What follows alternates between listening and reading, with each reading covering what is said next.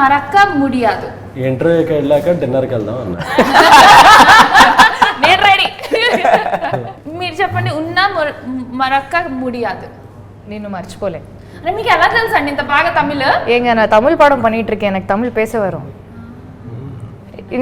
మీరు చెప్పండి నేనేమన్నాను. అండ్ మీరు తమిళ సినిమాలు చేశారు, నాకు తమిళ్ వచ్చు. Exactly. Thank you so much SKN గారు, ప్రియా గారు, కిరణ్ గారు. థ్యాంక్ యూ మాకు టైం ఇచ్చినందుకు చెన్నై లవ్ స్టోరీ గురించి మాట్లాడడానికి. We are so excited to watch the movie on July 24th. ఈ మూవీ ఎందుకు చూడాలో మా ఆడియన్స్కి ఒక సెంటెన్స్లో చెప్తారా? నాకు తెలిసి ఇలాంటి ప్రేమ కథ ఇంతకుముందు మీరు చూడలేదు, సో అందుకే మీరు ఈ సినిమా చూడండి. చాలా జెన్యూన్ స్టోరీ, చాలా జెన్యూన్ ఎఫర్ట్తో చేశాం. సో ఆ జెన్యూనిటీ మీకు కూడా ఖచ్చితంగా నచ్చుతుందని అనుకుంటున్నాను. July 24th Chennai love story.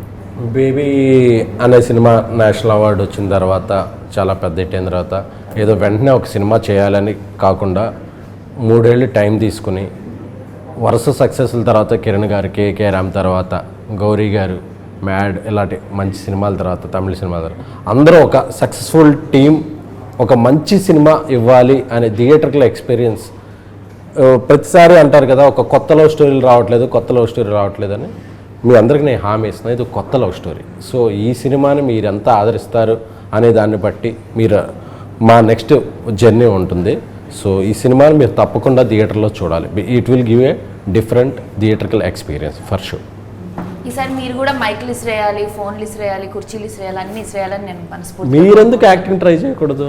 Acting చేయాలంటే యాక్టింగ్ రావాలి కదా. అదే కాదు, ఇప్పుడు ప్రైమరీ క్వాలిఫికేషన్ చాలా మందికి రాదు కాబట్టే. మీరు తీసుకుంటారా నన్ను హీరో? 3 రోజెస్లో 4th రోజు లాగా తీసుకోండి నన్ను.